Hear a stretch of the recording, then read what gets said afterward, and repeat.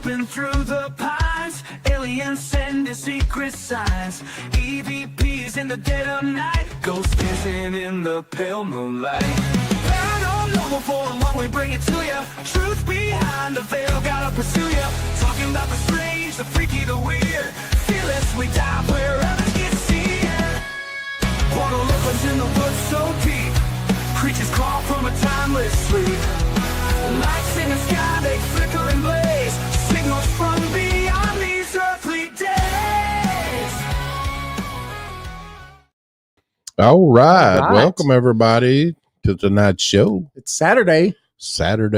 It's August 9th, 2025. Yes, it is. It's exactly 6 days after my birthday.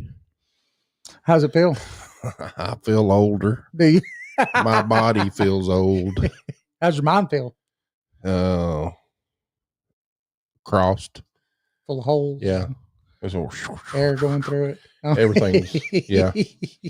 When I sleep at night, the fan blows straight through my ears. You hear.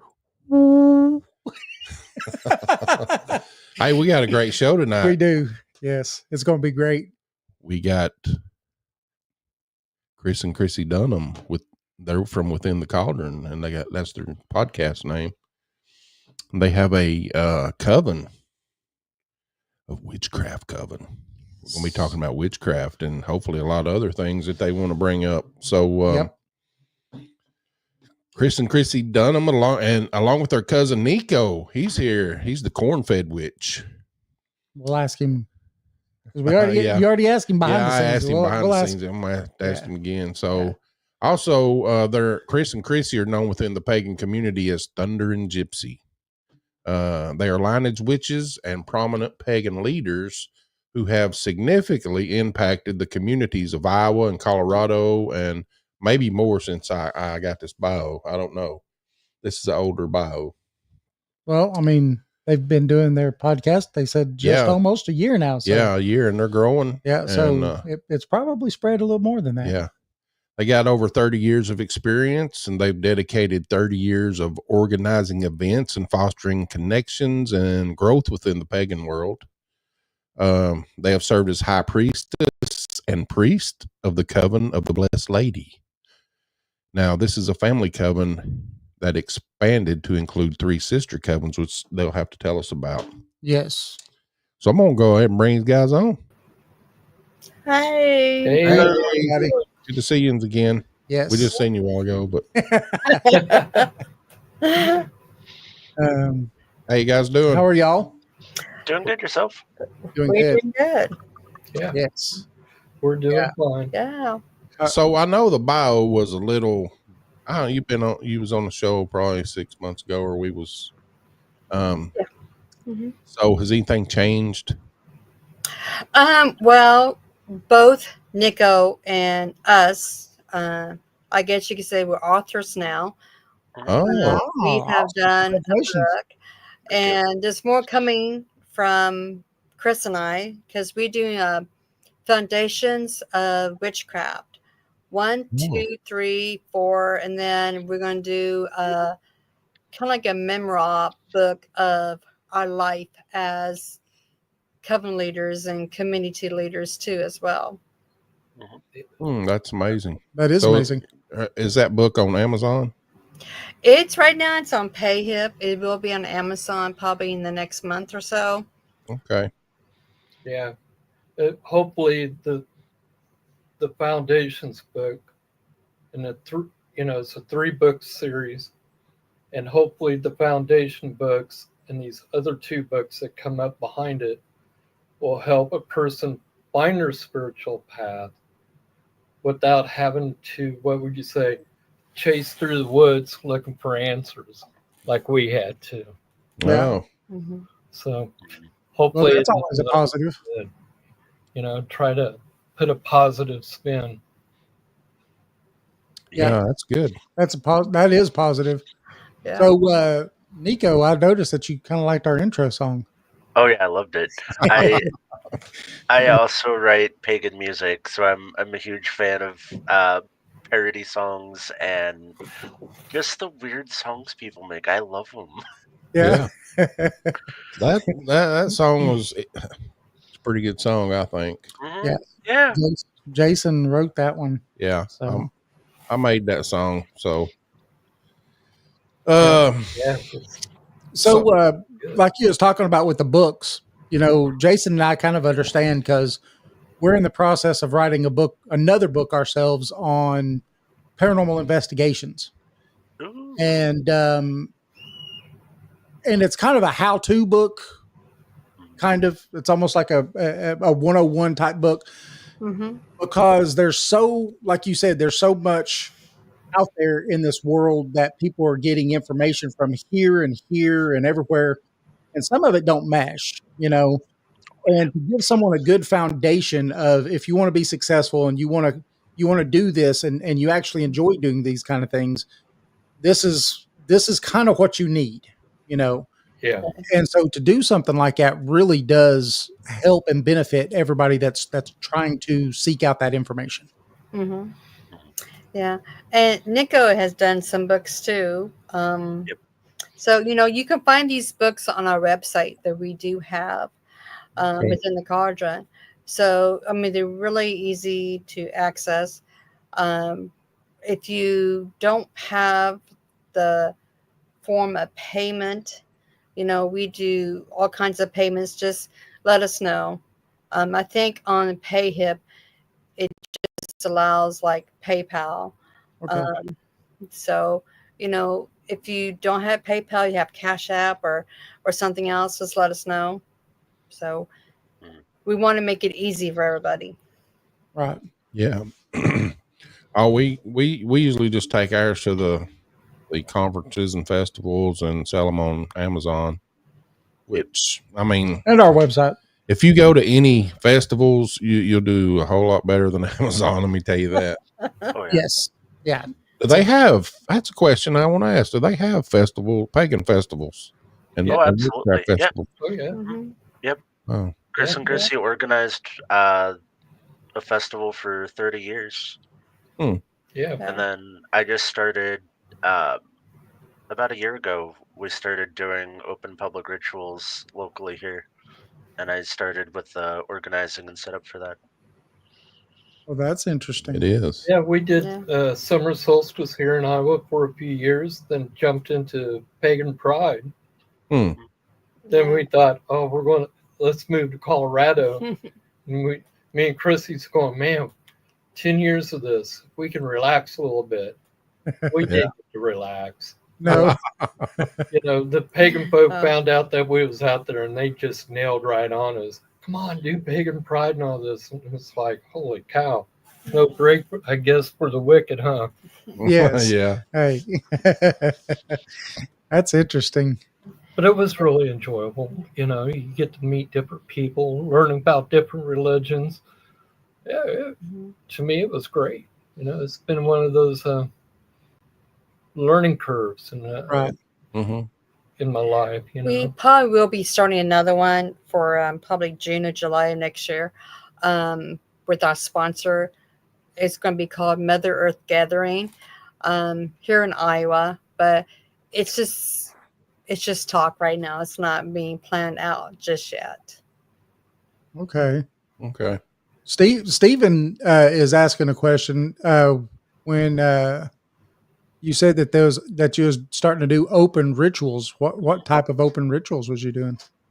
So we do the Following the Wheel of the Year, kind of the open witches holidays. So we just had on last Saturday was our Lammas ritual, which is the first harvest. And so lots of grain, corn, bread. We put on a potluck and we honor the first harvest and bring in the abundance. And so there's a small ritual, and then calling the corners, the whole witchcraft circle, and then it's an all ages event. So we have crafts. We made corn dollies and did self-empowerment and strength spell bottles this year. And then we had a whole potluck and chatted away with some friends and had a fantastic time. My cousin, Chris and Chrissy's daughter, drove out and came up to meet me for ours. Actually, it was really nice. That's awesome. How do you how does the public usually take these events? Do you ever hear any negative stuff or of it over it, or do you actually ever hear positive stuff too, though? Because Positive. this world is full of negativity, and that's Yep. an easy thing to give out to somebody. But how about positivity? Positivity, especially within the community, because you don't have to be a part of a coven to come. Like, it's an open event for everybody in the local community, or if you want to drive and come out, you're more than welcome to. And it's about making community and bringing people together. But as a lot of pagan events have, you occasionally get a conservative religious group that will stand on the outside of the event with their megaphones, and they're praying to save our souls and that we're devil worshippers, and we're just over here trying to bring in the harvest and abundance and spread love and joy for people. Not Right. there's no devil involved. Right. Yeah, it's Right. crazy. We get that here a lot. I mean, Yeah. this is the Bible Belt, and it's just terrible the way people act if you're not a Christian. Yeah. Basically, here it's Christianity's here. Yeah. And Nothing wrong with Christianity. It's just sometimes, like for us, they don't see the light. They don't see the light work that you're doing.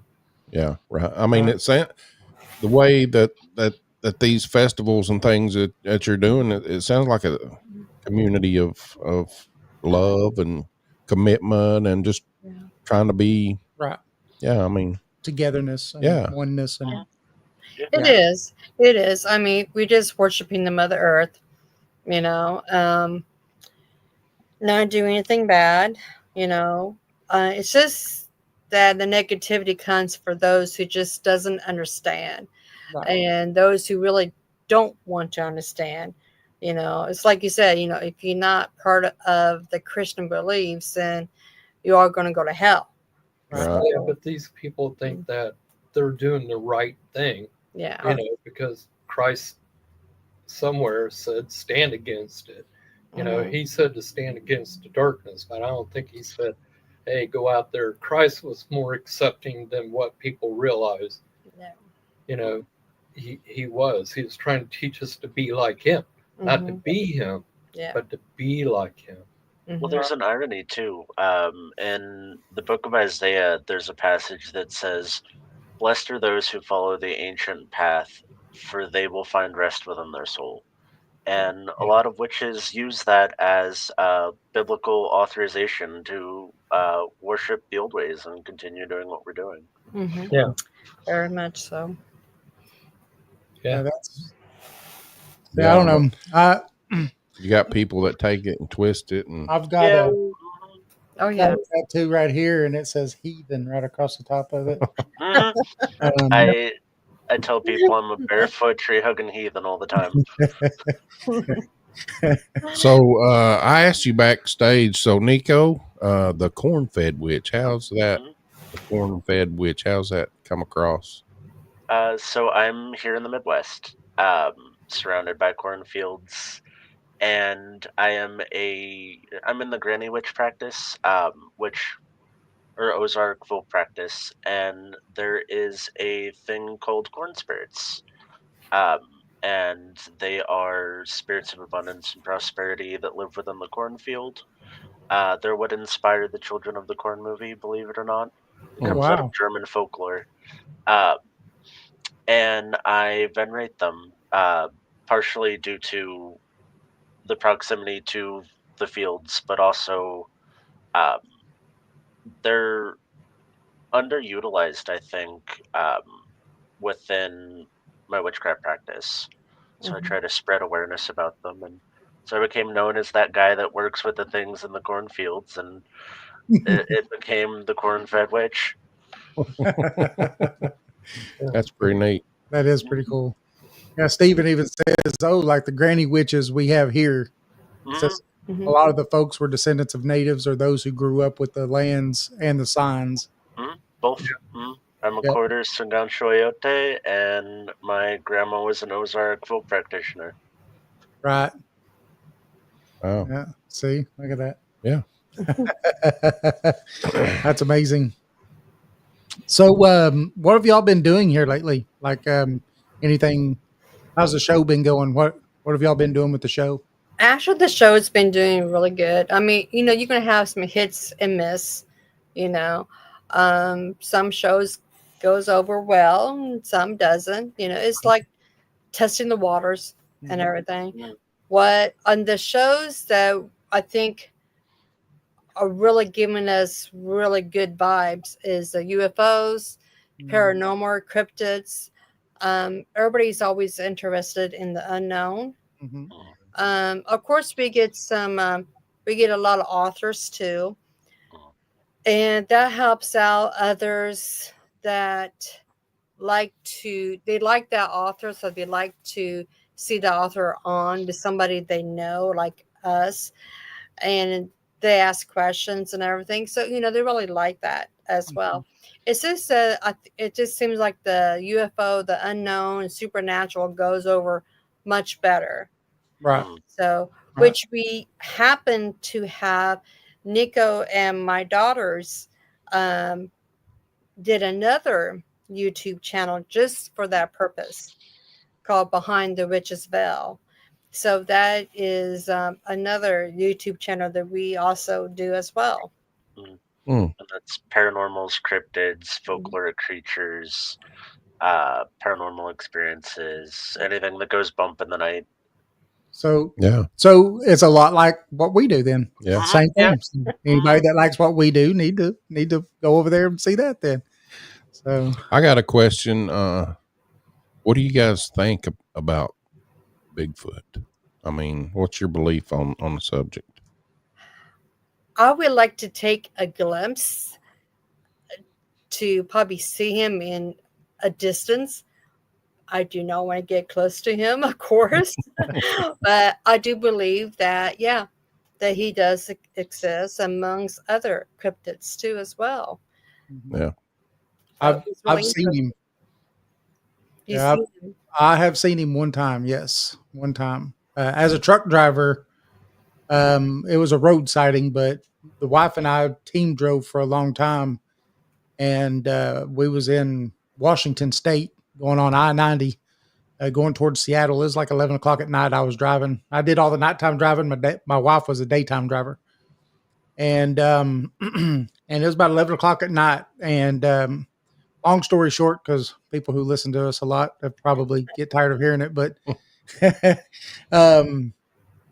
but he came up out of the median and 3 steps cleared the whole interstate and was going back up the other side of the interstate, up the mountain. Wow. And that was before I could get to him in the 18-wheeler. And I'll say he was massive. I could have pulled over, rolled down my window, and probably had a face-to-face conversation with him. I think one of the things that's the hardest thing to wrap your mind around is that A, they do exist, but B, how massive these things are, but yet how nimble and quick they are. It's almost like it's hard to fathom that those two could even go together, Yes. I remember when I was I don't know, I think I was like 19, 20. I was down around this creek called Soap Creek, and I was up behind the cemetery and seeing like 14-inch, really big, footprints, about 14, size 14 foot, if not bigger. I've never seen them, but I have seen the footprints there.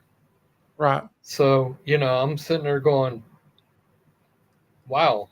And my friend Brian, he was like, this is Bigfoot. And I'm like, what?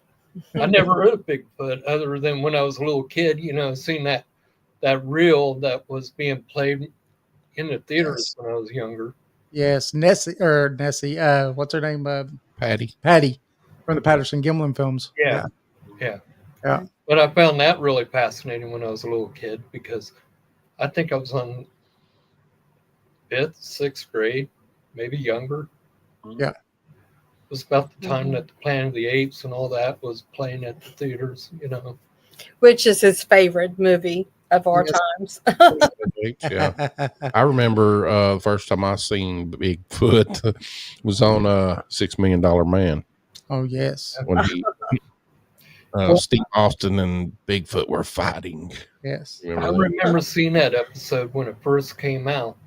But yeah. But I didn't think it was real. But after seeing that footprint and kind of putting the Patterson film together with it, and plus what everybody else says, why can't it be real? You know, Yes. I believe in fairies, so you know, why can't there be Bigfoot? There are things that we cannot explain in this world. Exactly. And I know people who classify Bigfoot as a fairy. Yeah. Yeah. I've also heard Big fairy. maybe an alien. There's so many interesting theories on it, but I agree. I also believe that Bigfoot exists, but I believe that a lot of folklore creatures exist. They're just very good at hiding. Yes. Yeah. They've Yeah. definitely Interdimensional. I think some of them are physically here and very good at hiding, and others can move through either dimensions or reality. Yep. Yeah. A couple of weeks ago, we had Greg Ogles on, and he's a filmmaker, and he actually filmed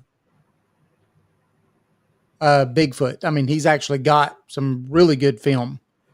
We watched his newest one, didn't we, Jason? Yeah. But he said that he's been out to do a film, and he has seen completely into a portal. He goes, it was nighttime where he was at, and he was seeing into another forested area, but it was daytime.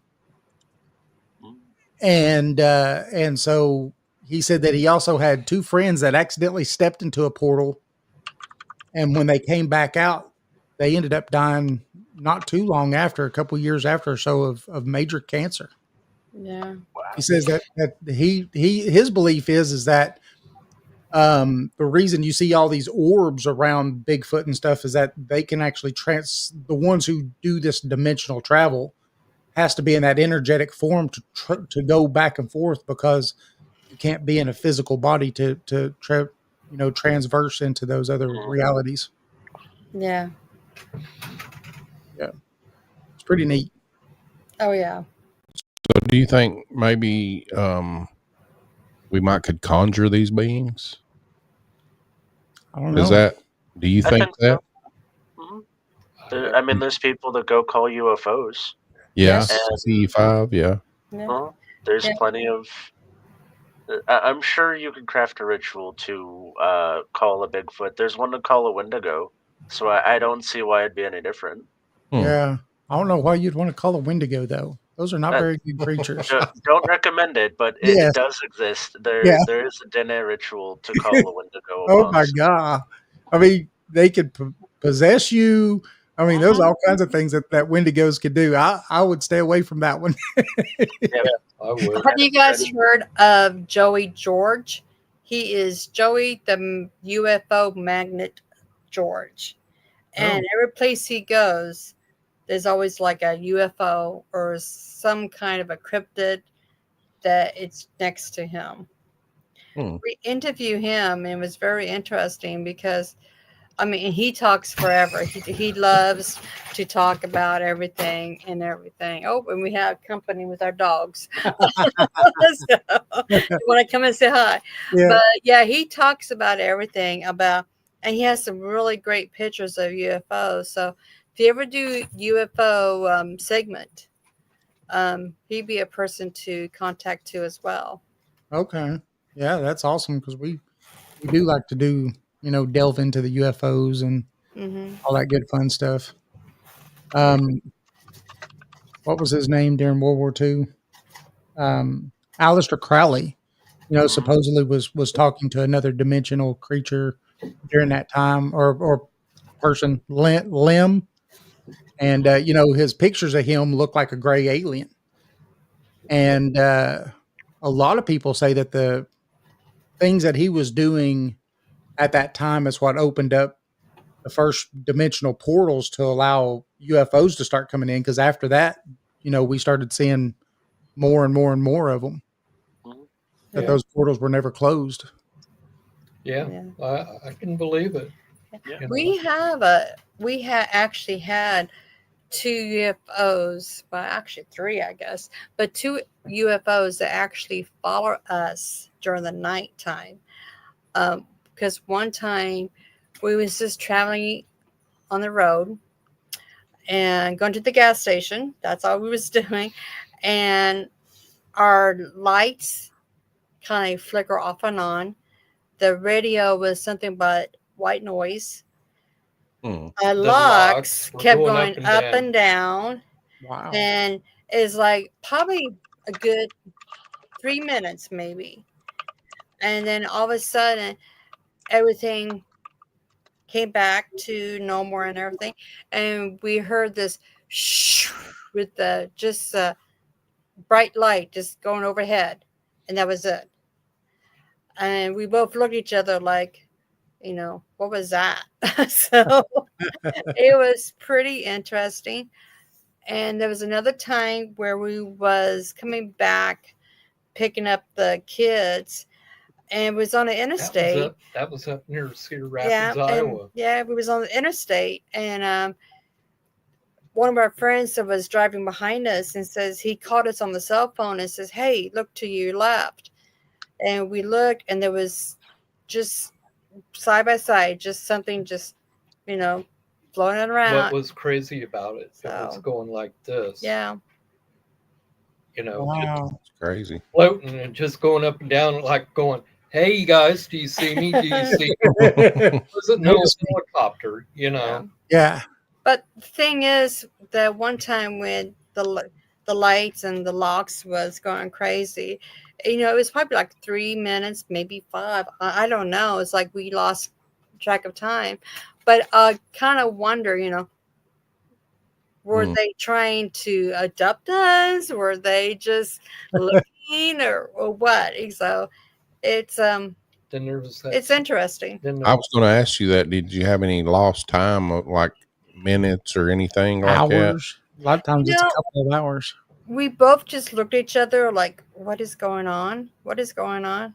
And we was just looking out the window and couldn't see anything. I don't think I lost track of time. No, I don't think we did. But a lot of people say that, Yeah. Did you get probed, Chris? I hope not. I mean, please keep that memory gone. That's what he's saying. They could probably bring you back right at the same time you left. I mean, nothing, Yeah. Yeah, a lot of people say that they do that. But we had another time down in it was really foggy out. And I remember we was going through Iowa City and we saw something up above us. And all you could see was the bottom of it. And it was following us through the lower part of the town toward the highway when we was going out of town. And it chased us, and I pulled right into a busy place. I was like, I don't want nothing to do with this. I don't want nothing to do with this. But that was scary to me because I realized at that time what was going on. Right. Yeah. Reality set in, and you're like, oh, man, the possibilities here. Probing is never fun. No. I didn't do that. Never know. They might. He's never been the same since. So. Uh-oh. Damn. Oh my goodness. Check your belly button too. No, the reason why I won't be waking up in the middle of the night. She's gonna be looking at my belly button. She's gonna have one of those lights on her head. She's gonna be like, yeah. I had the same thought. Yeah, the reason I say that is because I knew a guy. I rented from him a long time ago when I first got out of high school, and he had a UFO abduction, and he would tell me about it, and he showed me the scars and everything. But he said he saw he called it the mothership, and he was mowing a church lawn, the graveyard. And he said it came down and done some kind of 90-degree turn. And the next thing he remembers, he's back in the graveyard, and it's a few hours later. Wow. Wow. And he has this slit in his belly button where they done something to him or put something in him. I don't know, but he does have a scar there. Now, that's interesting. And after that, he said he could see orbs in his house and a lot of different stuff. And I believed him at the time because, I mean, why would he lie to me? Right. Yeah. For sure. That's the reason I asked you about the belly button. I will check. I Go will to get back sleep. you on that. Yeah. You will. Yeah, I will. We're getting old. So all we do is roll over and go to sleep.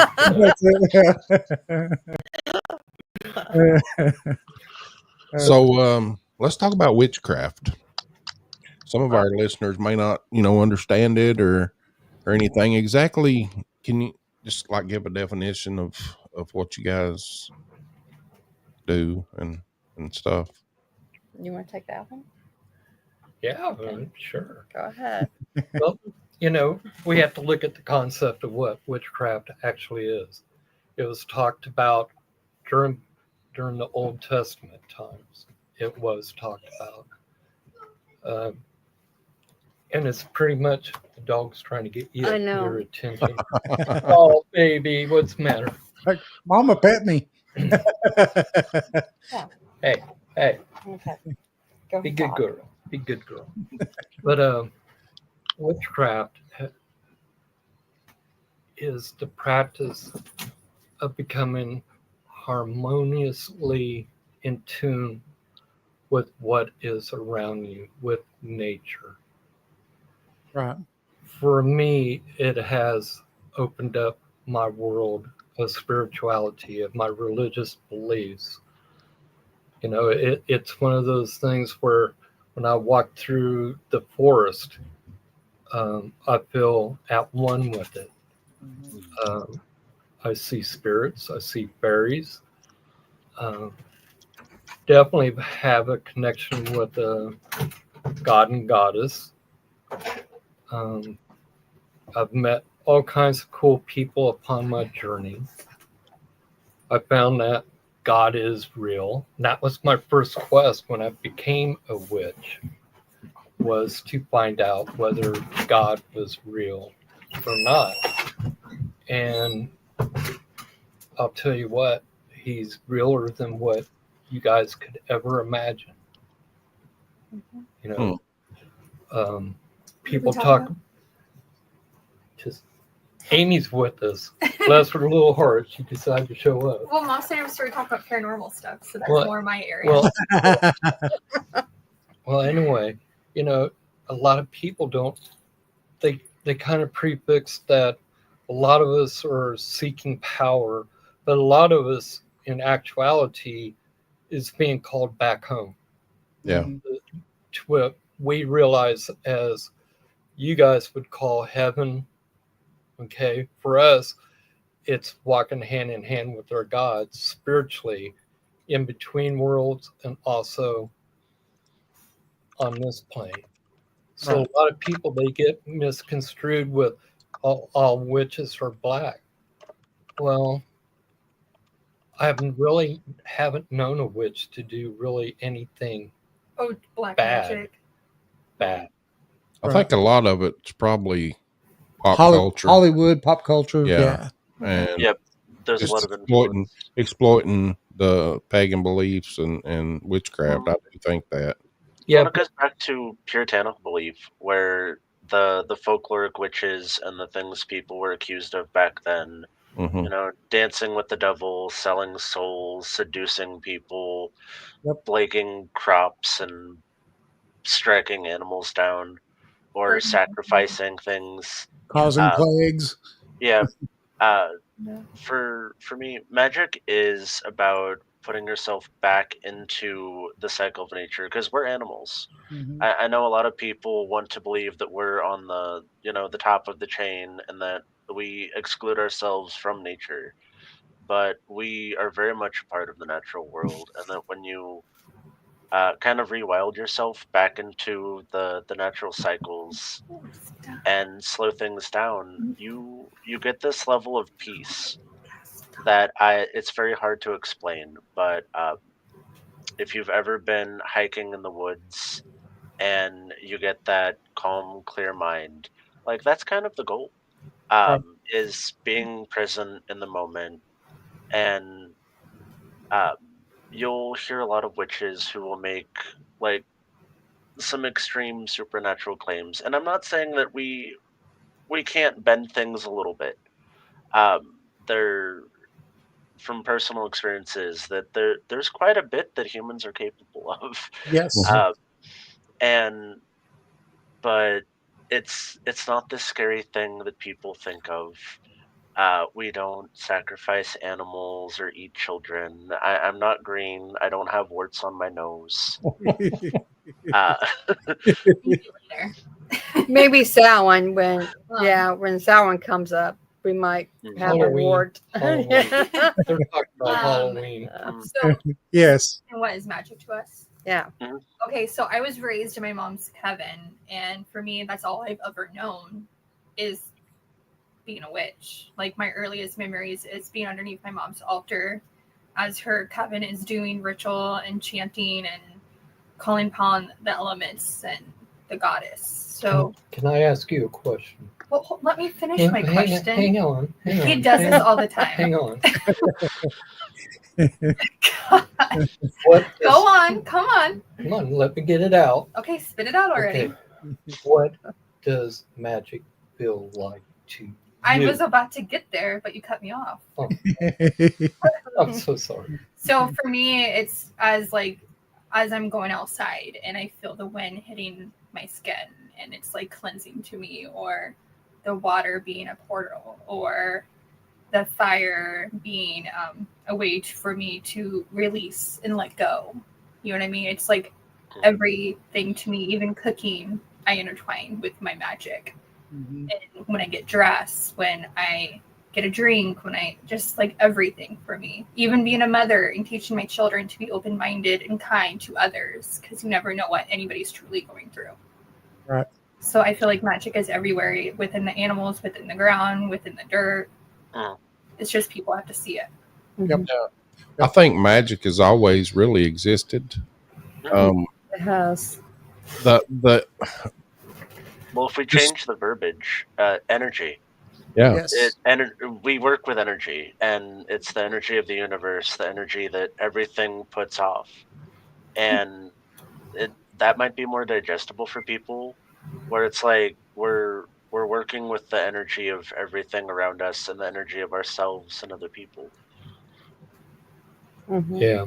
And to protect your To energy. me, magic is everyday life.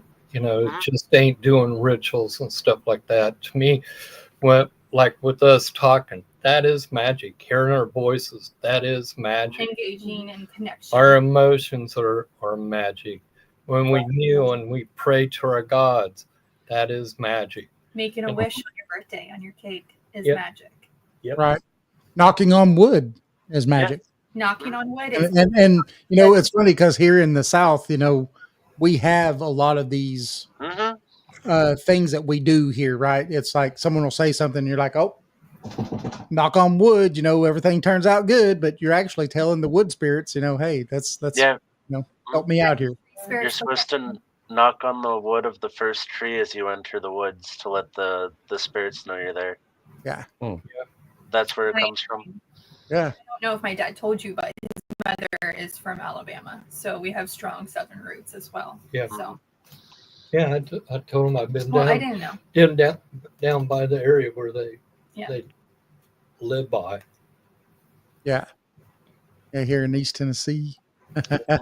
It's beautiful. The Smoky Mountains is breathtaking.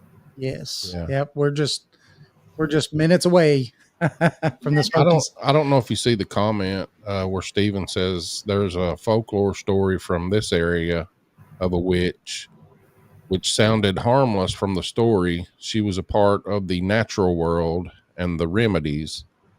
in the time period this happened, she was pretty much casted out of the town into the mountains. And the story takes a dark turn because she was casted out and she tried so hard to come with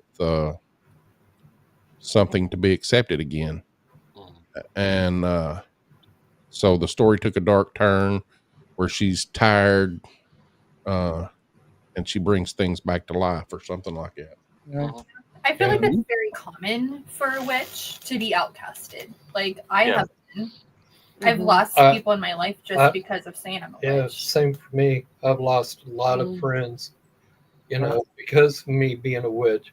But what's really funny though is before they find out that I'm a witch, they'll start talking about God, and I'll carry on a conversation for an hour, hour and a half. Then they'll look at me and say, "Man, you sound like a really good Christian." And I look at them and go, "Oh, I'm a witch." Yeah. People tell me that I'm more Christian than people who follow the faith. So I think there's very little difference between the two. I mean, yeah, you're still searching for that. I feel like Oneness. all religions are connected in a way. Witch, They're all intertwined. witchcraft has changed since the burning times. Yeah. Right. It really has. It has become more friendlier. You know, back in the 50s, you know, it was finally legalized here in the United States. And people started coining the word Wicca, which is, to me is like a safety word. Right. You know, it gives us that, Well, who are you? Oh, I'm Wiccan or Wicca. I feel like there's a fear coming out and saying you're a witch Well- as well, especially during these times right now. Like I've talked to witches because I travel a lot. When I was in Salem, I had witches telling me, high priestesses telling me that they're scared right now for just Really? saying you're a witch. Yeah. Really? So what's going on now that would I think do they're it to where it's back like it was in the Dark Ages? minded right now. Uh-huh. It's the So- what is that? The National Christian Organization or something Yeah. like that. Yeah. It's just been, I think, more threats towards people of our faith right now. And I feel like people just feel threatened. Is that dog opening that door? Yeah, That's barrel crazy. rolling through it. She'll headbutt it and it'll open up. He's like, I just want to be That's part neat. of it. That's neat. You know, quite a few years ago, you know, the wife and I started on trying to get away from, I mean, haven't believed in, say, Christianity since I was a little kid. But we started going into manifestations and going down that road. And what's really neat is that when you put these thought experiments and you actually put these thoughts out and you focus on these things to actually start seeing these things coming to you. Yeah. And I mean, not just things, I mean, physical things as well as other things, you know, you can see these things start coming to you. and then the more you study into stuff like that, and you notice how even science gets into it, right? With you It's know, catching up. the double slit experiment shows that we can affect our reality around us. You know, if you look at the particle, it no longer becomes a particle; it becomes a wave, right? But the second you just don't look at it no more, it goes back to being a particle. And so we can and we do affect everything around us. And so, like you said, I think that if you look at it in a certain way, science is starting to say, yes, we do affect our reality. And and so it only brings legitimacy to, you know, these kinds of things. You know, this is the thing that I run into a lot. People who are Christian will say magic isn't real. And I'll look at them and say, really? Then why is it when I experience some magic within a ritual, everybody around me witnesses it and they feel it too? You know, manifestation comes from your heart. You know what I'm saying? Yep. It's something that you really wish for or you desire, Yes. or a change that you want in your life. Right. And I think that a lot of people don't realize that Christ himself taught these things. Right. And people don't, they'll go, oh, no, he didn't. No, he just changed water to wine. How did he do that? Right. He Right. manifested it. Yes. Yep. Well, there's a lot with that too, where there's Christian faith healers and people that pray prophecies, and it's somehow socially acceptable for them to be capable of doing that. But when we're not involved with the church, that when I go to our spells, which that's just a prayer. Right. It's a prayer made physical. We're lighting candles. We're giving offerings to the spirits that we work with, and ultimately we get what we want out of it. It's a transactional relationship, Right. but that's wrong. It's the unapproved way of getting things, but theirs is okay, which is an interesting dynamic. Yeah. But I don't think that there's a wrong way to be spiritual or to pray to your spirits, as long as you're not harming anybody. I Do feel what you want. I feel like it's definitely like a personal thing, how they connect to their faith or to the spirits or whatever.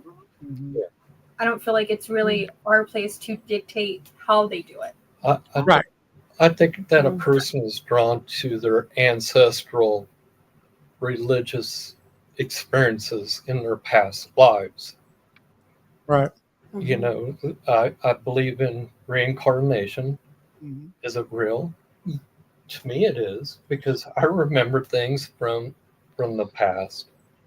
So, is it real? To me, it is. Am I crazy? I don't know.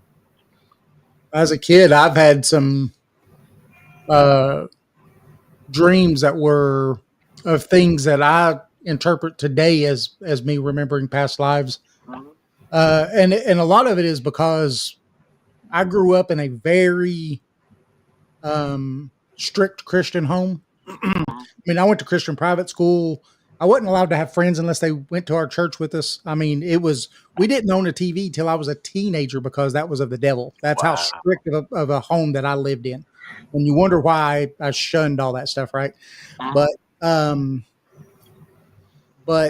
with all that being said, when I was about 9 years old, I started having these dreams. So now I've not had TV in my life, and I've had this strict, upbringing, and I start dreaming of being a pilot, of parachuting out of a plane.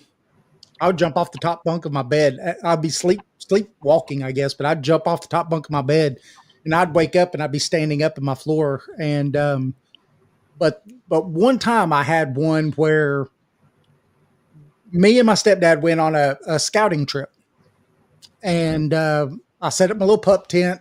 He set his tent up next to mine, and you do whatever you do during the scouts during that day, and then went to bed that night. Now at the time we lived out in West Texas, and out in Odessa, Texas, and it's just desert, and went to sleep. Next thing I know, now I'm asleep during this, but I wake up to hearing gunshots and hearing like mortars going off, and you could smell sulfur in the air. And I look down and I'm in like solid green, shirt and pants, and I've got a rifle in my hand. And so I take off running, and I'm shooting, towards people that are shooting towards me. And I could hear, it was like I was literally physically there. I could smell it, touch it, feel it, taste it. I mean, I was immersed into it. The only thing that woke me up from this dream was West Texas, and I was barefooted.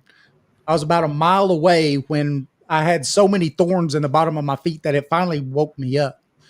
And so I had to sit there and pick all the thorns out of my feet and walk back. But yeah, that was probably the most lucid dream that I have ever had in my life. Wow. Yeah. That's interesting. Well, Yeah. it is a past life that Yeah, it could be a past life. that they were showing you too, So that's something you might want to look into having a past life regression maybe, and see if you can connect the two. Yeah. Interesting. Yeah.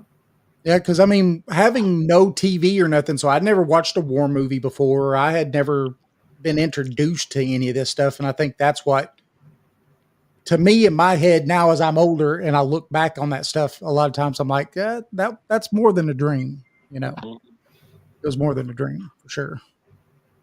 I do a lot of stuff with dream work and stuff like that. Like I've communicated to spirits and stuff through dreams. So Yeah, Oscar there wrote about a thing about my Catholic upbringing left me with more questions than answers. Oscar, more likely, the reason why you have more questions is because, one, the Catholic came from Stregaria. Okay. They blended paganism with Christianity. Right. And if you really look at Christianity when it first started, it was Jewish and pagan mix. Yep. Because Christ just didn't preach to those he thought were higher echelon. He actually went out and taught people about spirituality, not about sin. He didn't really preach about sin. He taught people how to release themselves spiritually to find their way in their path to God. Right. And we also need to look at, the Catholics took away the feminine aspect of who we actually are. They don't talk about Sophia. Now I'm going into Enochian teachings. They don't teach none of that stuff within Christianity. And that's where Mary Magdalene came in, because she was Christ's favorite pupil. Yep. She was the priestess. And a lot of people don't realize that. So I hope that helps you out. See answers, man. Just don't stick to one spiritual truth, because then you're going to be fed lies. Right. Right-minded. I believe the same way. I believe that, and I've done it my whole life. I've studied all kinds of different things, and in doing that, I've kind of mixed up what I believe is closer to the truth. Do I think it's the 100% truth? No, I don't. For me, I just don't think that while we're on this plane of existence, we will 100% know the 100% truth. Yep. And I tend to run away from anyone who says, I've got all the answers, follow me. No, because you're Jim Jones and you're going to make me drink the Kool-Aid. Yes. I'm not going to do it. It ain't going to happen. If you like to read, there's a book called The Immortality Key. And it's a very, very, very good book. I think I have read it about, 3 or 4 times, cover to cover. And this is a guy that his whole life he was Catholic, grew up Catholic. I mean, he even went to Catholic college and all that stuff.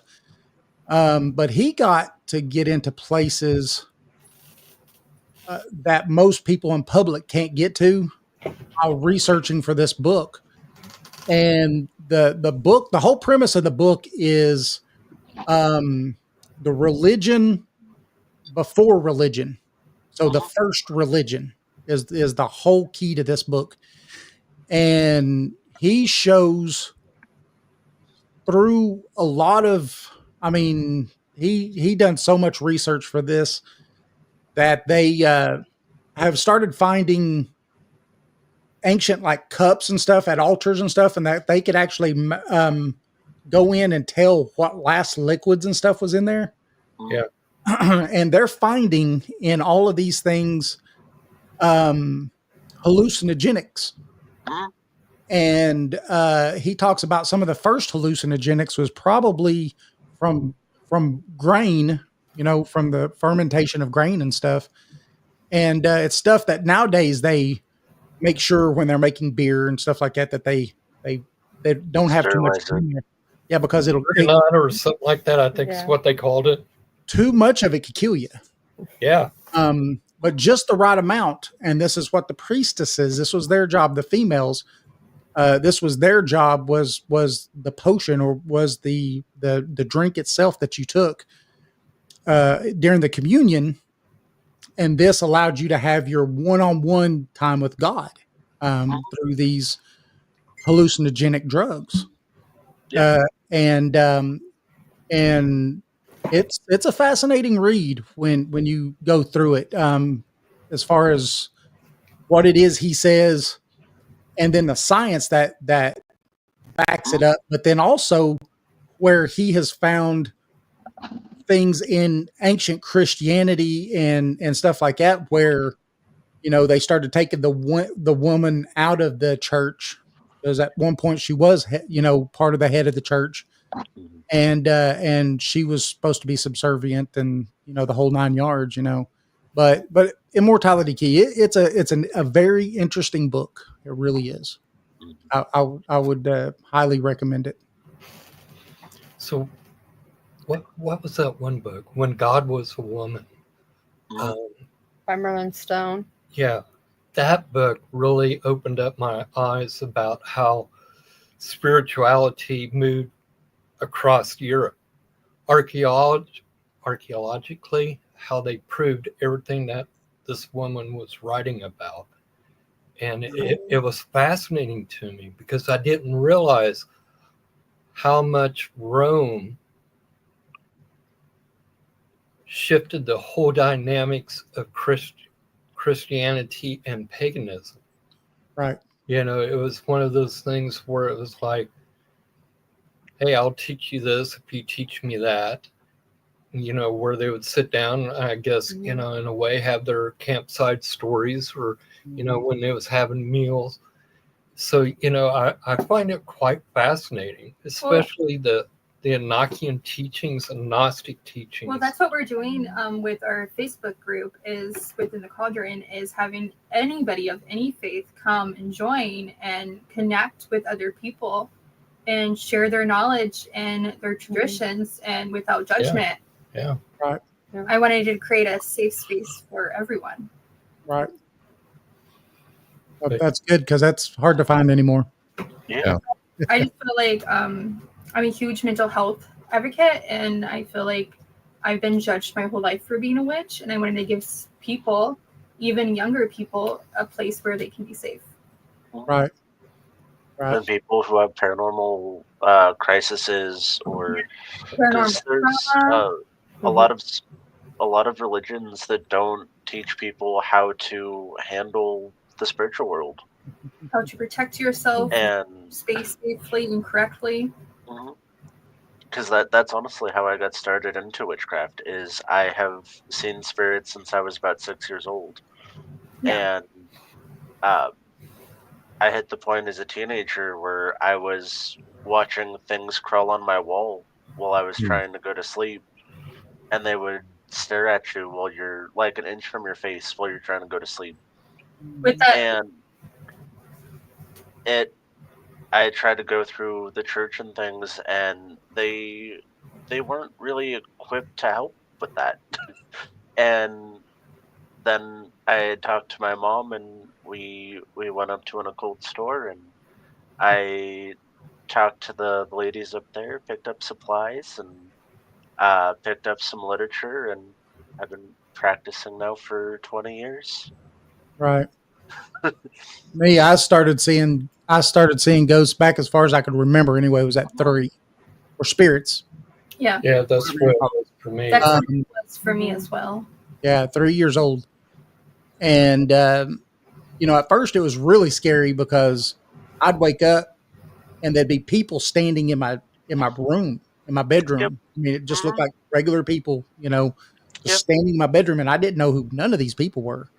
And it scared the heck out of me. And I'd go running out of my room and screaming and yelling. And of course, no one else in the house could see them. And my mom had brought it up to our pastor at church.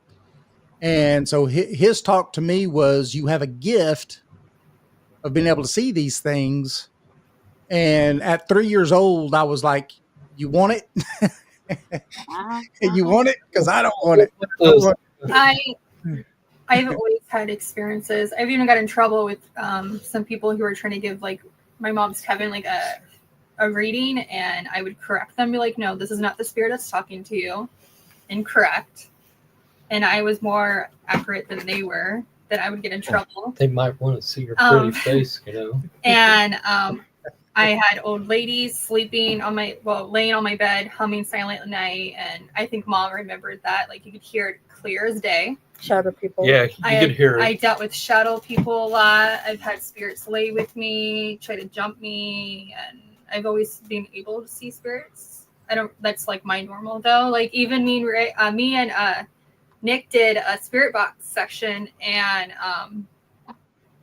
it was of a haunted doll, and everybody wouldn't hang out with us after that because we were too spooky.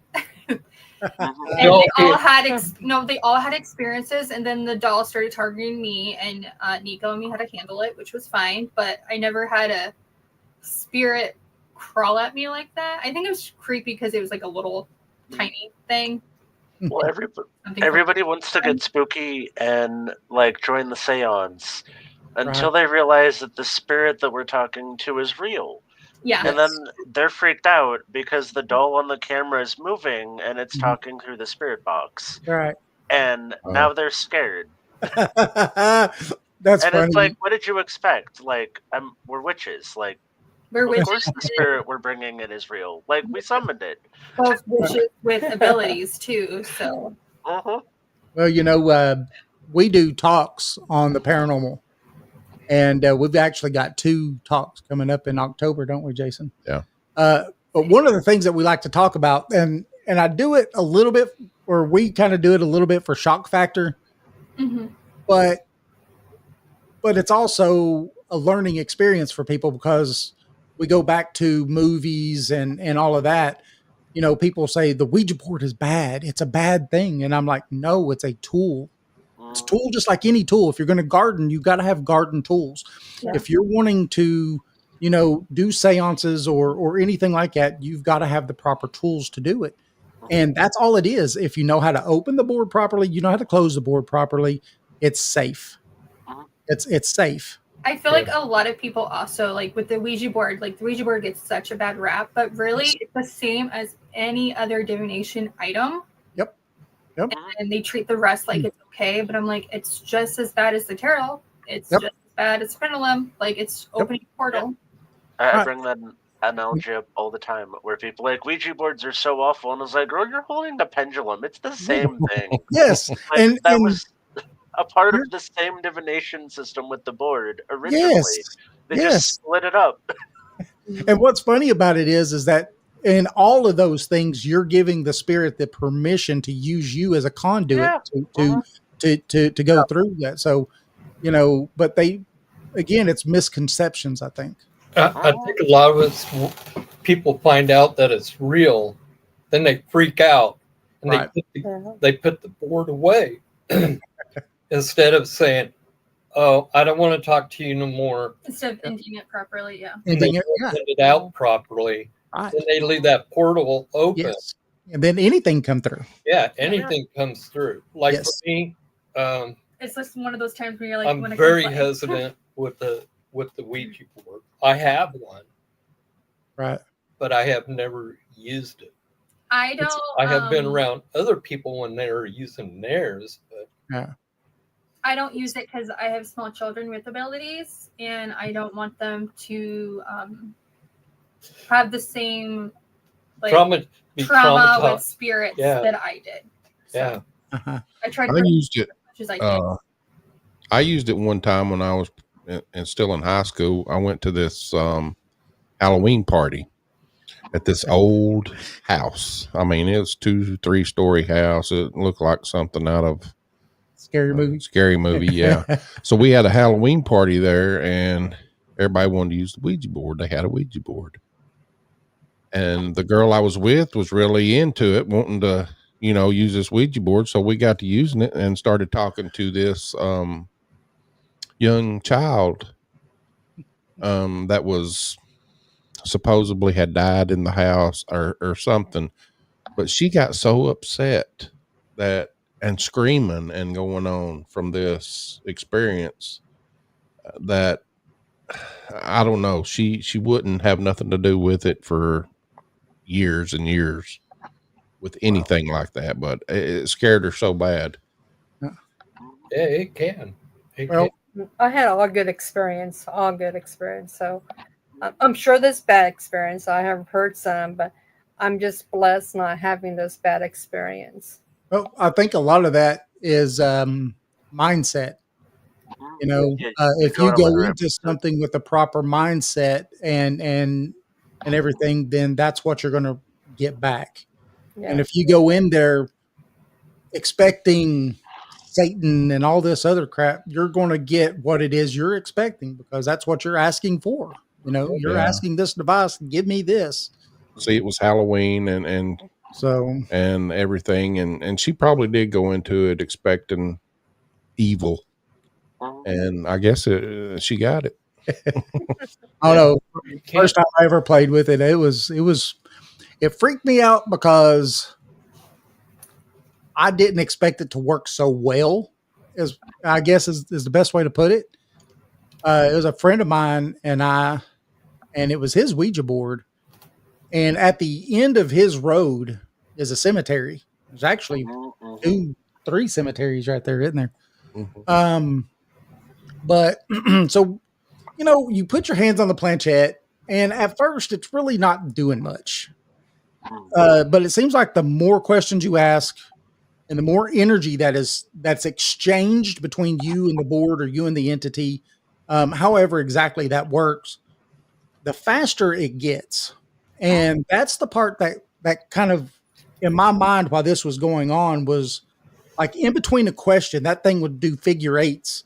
And it was doing figure eights like fast. I mean, this thing was just, and then it was answering questions just, and Yeah, and you can feel it grab the board. Like you can feel it grab on the planchette once you get a spirit on it. You'll feel it. That's the way it is with the Amber and my son Jay. That planchette just goes so fast, and I'm sitting there going, "How can you tell what letter it's moving so fast?" My sister prefers the Ouija board, and so does my brother. They always try to get me to do it, but I'm like, I already have too much spares as it is. I don't need it. I don't need to communicate to them right now. But when Mom shows up, it's like, Mom, let's play. So. Oh, for you. Yeah. They tried to get me to do it one day, and I just sat there, and it didn't work. And they're like, Amy, can you just go away now? What's that entity it's supposed to? Zozo.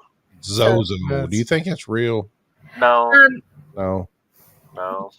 Our son Jay, when he was doing one time, and his girlfriend wasn't, well, his fiance was not really into it. So I think she was making bad things happen. And they had a spirit that came through saying that he was so. So I told my son, I go, has anything happened to you? He goes, no. He goes, I don't think it was that. I think it was her I think it was the spirit working off of her thoughts. Right. Yeah. Like, We got to, I don't know if you can see the chat. Stephen asked, what is a practice he could use to find cryptids? He had a crazy experience that he wants to do. I have a friend that gets a certain substance and we have talked with him taking it and putting him in the middle of the woods to see what he experiences. I would use dowsing rods to help locate an area that is like charged with supernatural energy. yeah. And you'll get things are more likely to manifest in a place, whether you want to call that a ley line or like a fairy mound, whatever. But you'll find a place where the rods will cross, and that will buff the call for the spirits. And then depending on what kind of cryptid you want to call, some of them will show up if you start talking about them.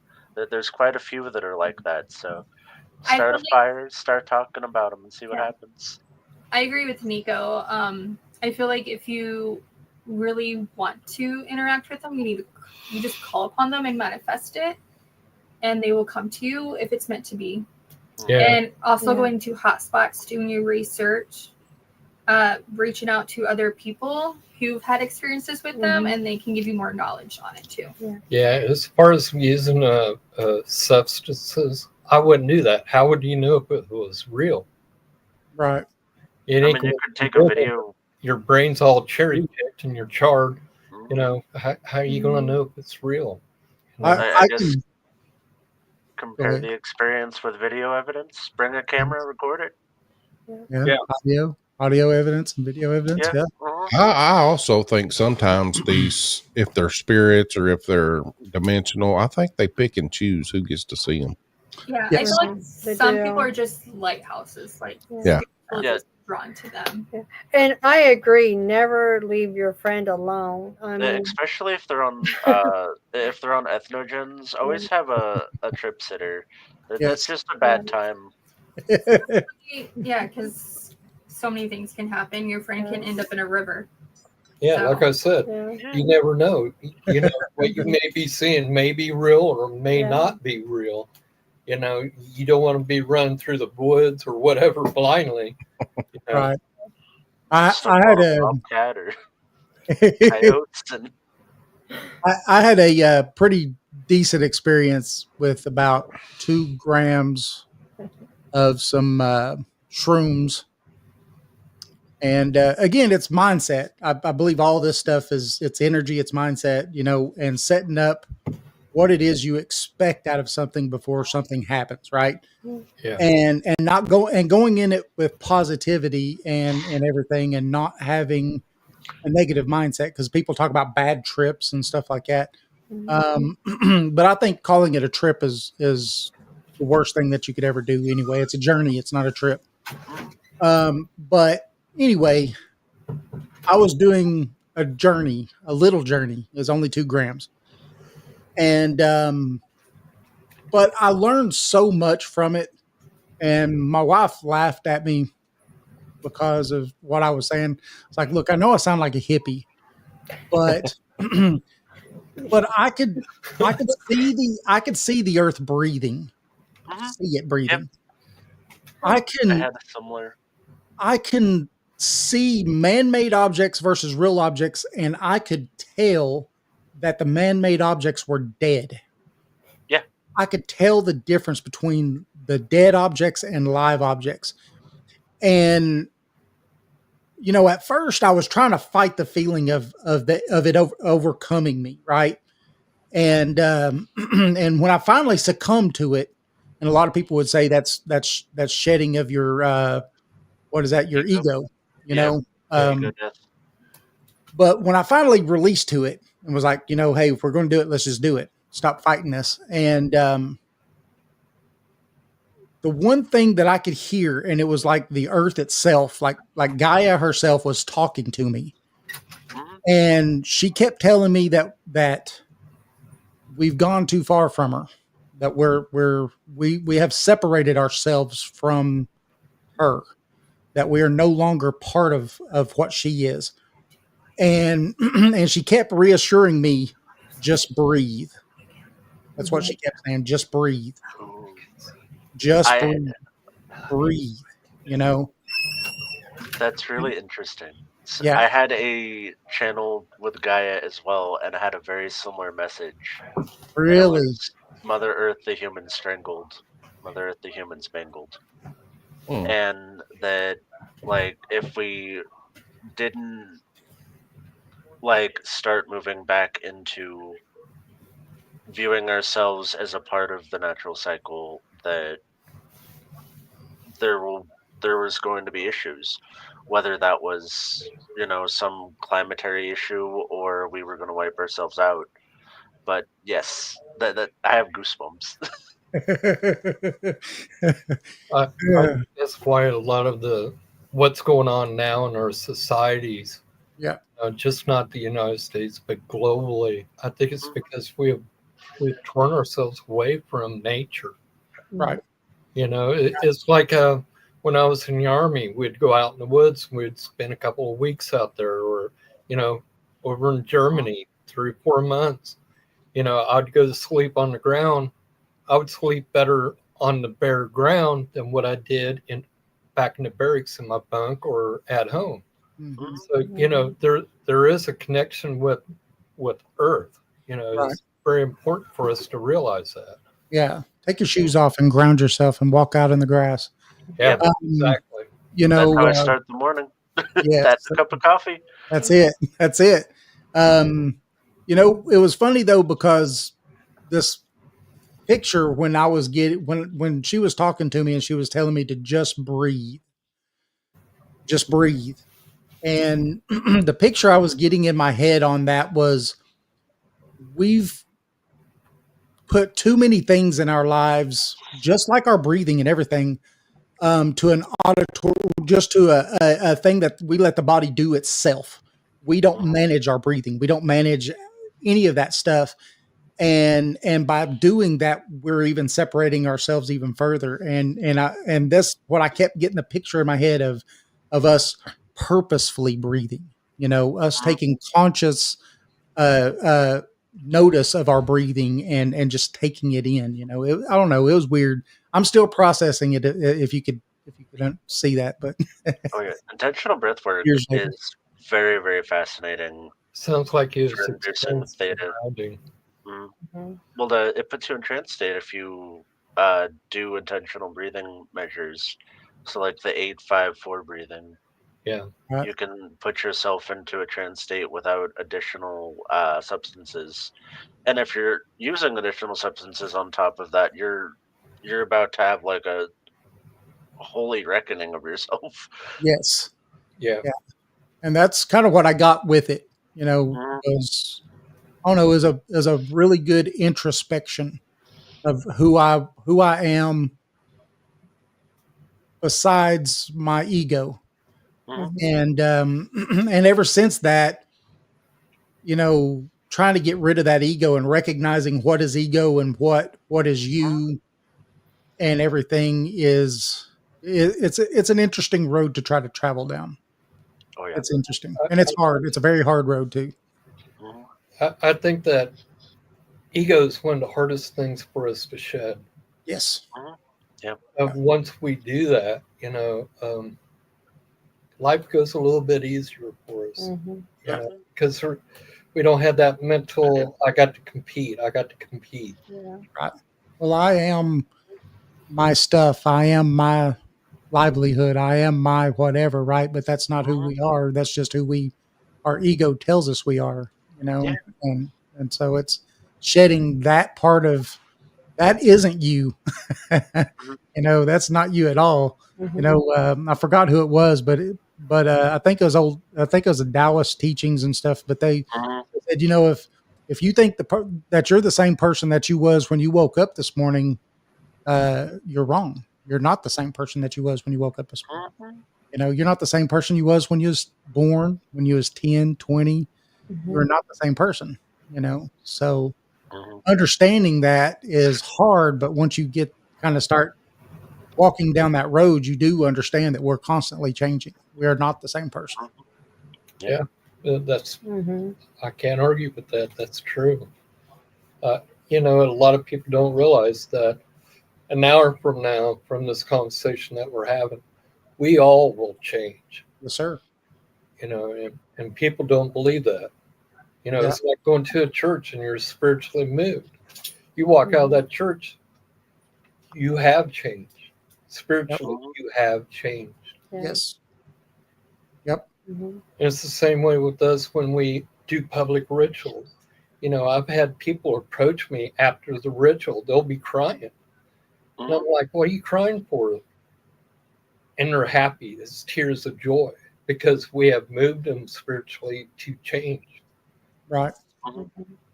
So, yeah. Absolutely.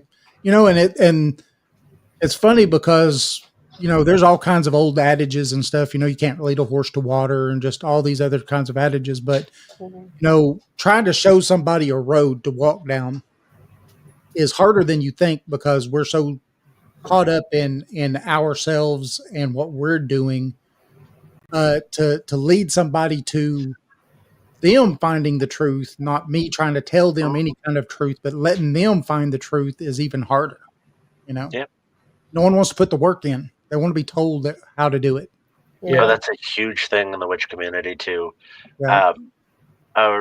We found, especially with the younger generation, the ones past me, that witchcraft is changing, and I'm here to see where it goes. It'll be interesting, but there's a clear shift where, you know, this is our life's work. Like Chris and Chrissy have done this for over 30 years. I've done it for over 20, and I have people coming to us, or like there's people coming to us who's like, we think witchcraft is real, but just feed us the spells that work. We don't want to develop.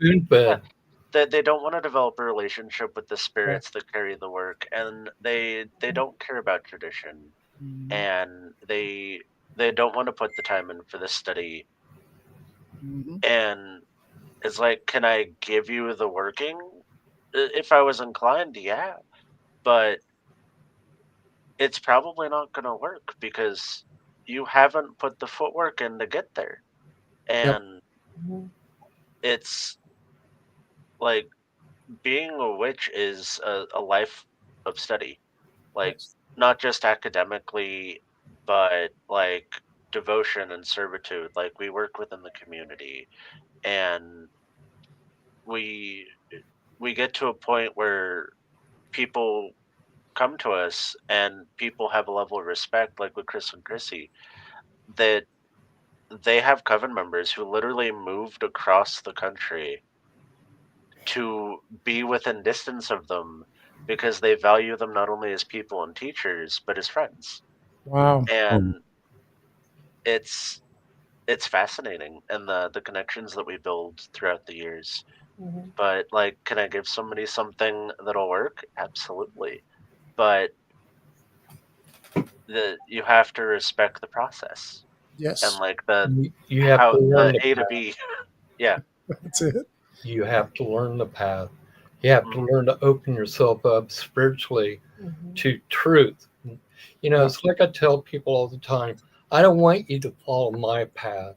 Right. My truth I'll teach you, but it's up to you to find that truth within you. Same thing that Christ taught. If you really look at it, it's about opening yourself up to the greater divine. And a lot of people think that I could sit there and take my book of shadows and throw it in somebody and say, here's all your answers. Here's my truth. Right. But unless you're willing to go through the spiritual testing to find your truth, is it going to do you any good? No, because it's just like a Bible. It's a book full of pages, unless you put it to a spiritual test. Well, it's like one thing we tell our students is what we tell you, what we teach you, take it to heart, but go out and research on it more. Yes. So you can find your truth as well. And I think that has kept us alive as a coven for many, many years with a lot of students because of us saying that. Right. We don't come off as we are the only high priest and priestess around. We come off as more or less just friends, teachers. Right. That's it. Yeah. Well, you can ask 100 witches how to solve the same problem, and you'll probably get 102 answers. Right. And that's the thing is like overly overstoked Oscars put on there, when it's the truth. And and that's something that you find more than anything, right? Is that say us having these conversations and stuff, and there's things that hit you and you're like, oh yeah, and man, that resonates, right? And then you go and then you do your research and then you look into these things and then you might take it further, find something else, but you've got to find your truth in it too, Yeah. Yeah. That's It- like That's I said, why- that's how you get those 102 different answers. That's why I love this show, because every time we do a show on something like this, religion or spirituality, I go and I try to use that, Yeah. use the show in my life to, I mean, I'm learning Yes. every day from this. You know, the best That's thing the that I best way to tell be. a person in any kind of spiritual sense, learn the truth about centering and grounding, learning about your chakras. And this is why I say this, is because throughout the years, I have learned that for me to actually touch spirit, God, goddess, the ancient ones, the elementals, the spirits of the deceased, it always stems from centering and grounding. The That core is core principles. teaching. That is, to me, the truth of anybody's path. It's the same way that Christ taught, and how he was able to turn water to wine. It's how he was able to feed the multitudes. It's how he called the dead to life. You know, that's how it works. You know, it's how you step in between worlds. Right. Imagine being in this world and you step between worlds and you look out and you see heaven or the Well, that's other what world. You know, these are things that everybody's capable of doing. But it's finding their truth within them and way that their spirit pulls them to. You know, maybe it won't work the first 50 times that you try it, but eventually you're going to get to a point where I feel the power, I feel the magic. Right. You know, things are going to happen. Riding bikes as much as I have, and my wife learning how to ride a motorcycle and stuff, I always tell her that it's just seat time, right? Just the more time you get that seat and you get to ride that bike, the better it's going to get, and the easier it's going to get, and the more that bike's going to become part of you. And and life's like that, right? Like you just said, you know, maybe not the 10th time, maybe not the 11th time, but the more seat time you put in, then that's when things will start clicking one at a time. Those puzzle pieces will start coming together, and you'll start seeing the picture, and then everything will start becoming a lot more clear. Because the two ways that we frame like witchcraft and magic is it's spiritual experimentation and it's a practice. So you're constantly reevaluating and trying new things, and you know, working with systems. I mean, like, okay, well, this is supposed to do this, and if I add this to this, it should do that. Yes. But what if I add something else to that, and then, or like change the wording on something, and because wording can be very specific in witchcraft, and a practice, because if all you're doing is studying and you're not applying what you're learning, it's great to have the knowledge, but you're missing out on half of the experience Right. because you're not contributing to these living practices. Right. Yeah, I agree with that, Nico. Very much. You know, this is the reason why I say centering and grounding and learning about your chakra system is because when you learn about these things and you truly learn how to facilitate the use of chakras, there is no greater achievement than standing before a god. You know, to me, that is the epitome of a witch. It's not about how great my magic spell is, but it's that I am walking with God and Goddess hand in hand. To me, that's the greatest achievement. I've heard something before, and I was going to run it by you real quick because it just came to mind, especially when Nick was just talking about, you know, spells and things like that. And the wording is very important with the spells. I heard, and tell me if it's right or not, because I have no, one side or the other about this. It's just something that's been going on in my head for a while. I've heard someone, and I don't remember who this someone was, and it might have been a TV show I was watching or something like that, but they were talking about that English was purposefully made, like as broad of a language as it is, and we've got taken from Latin so far, because Latin, when it comes to spiritual stuff, as far as that goes, is a more pure language and is actually a lot more potent, I guess, when it comes to magic or practicing anything like that than, say, using English is. I would agree with you. I think there's a large benefit in learning and studying another language specifically to use in spells, prayer, and witchcraft. Not only does it help you get into that mindset, that like putting you between those worlds and like holding that as a sacred thing, uh, but English is really limited as far as like expression with language goes. And a good example of this is that like in German we have like the word Schadenfreude, which is happiness at others' misfortune. That does not have an English translation directly. And there's m- many languages that have uh, thousands of words that don't have an English transliteration and encompasses like entire emotions and feelings and experiences.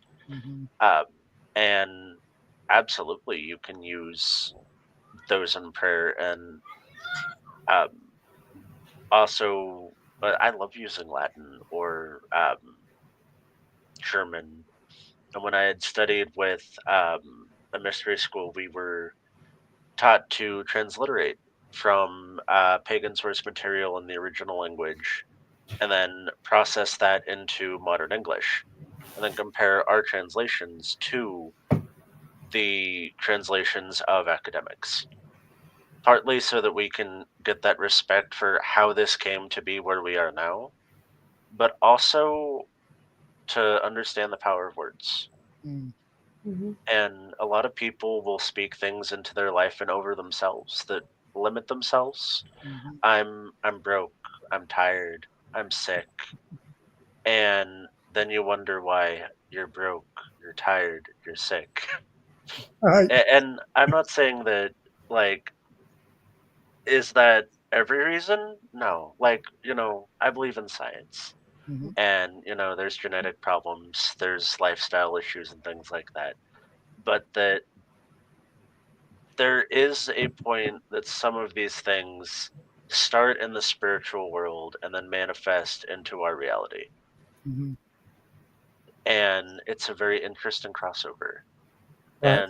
And so my